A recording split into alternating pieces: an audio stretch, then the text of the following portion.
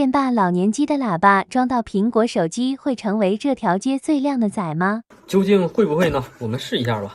这是一台电霸老年机。多媒体设置。过上了好日子，红红火火，赶上了好时代，喜乐年华。声音呢，我们试过了，非常的大，而且音质也非常的好。我们把喇叭拆下来。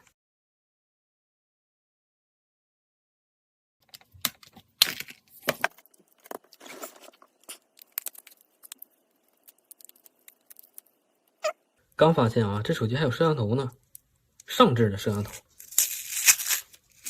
高科技。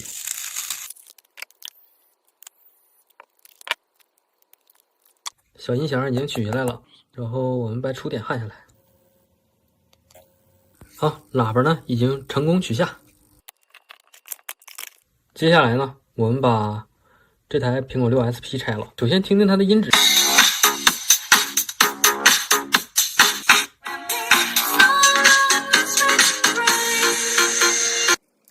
好，拆它。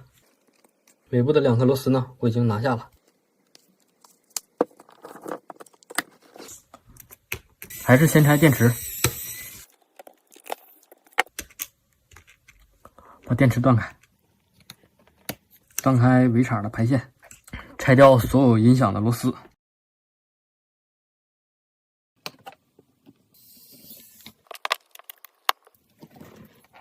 好，这就是苹果手机原机的小音响，瞅着不大，但是音质还是蛮不错的。这2个触点呢，就是喇叭的正负极，它处在主板的这个位置。然后我们现在接2根线接出去，对比了一下呢，喇叭线呢刚好在这个位置。然后我们按照惯例呢，还是在这个位置打一个小洞，很快，一点都不痛。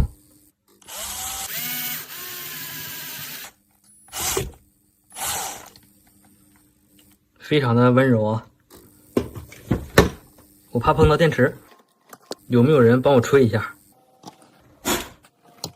我吹完了，我们处理一下毛边儿。好，现在将喇叭的线呢伸过去，看一下够吗？好，这个距离呢刚刚好。好，接下来我们把喇叭先粘上。还是用3M，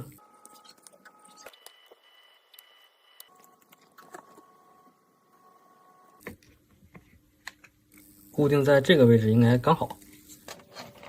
首先给2个触点呢镀点锡，可以了。焊上喇叭的正极、负极。好，喇叭的正负极呢已经接好了。没有连电啊。接下来我们把有用的螺丝全拧回去。好，现在有用的螺丝呢已经全部拧回去了，然后剩的螺丝保留在原机的喇叭上了。我们拧上最后1颗螺丝。好，装上屏幕，开机。还需要给它配个枕头。Hello， 酷狗。好家伙！我已经感受它强悍的音效了。不怕新歌有多嗨，就怕老歌带 DJ。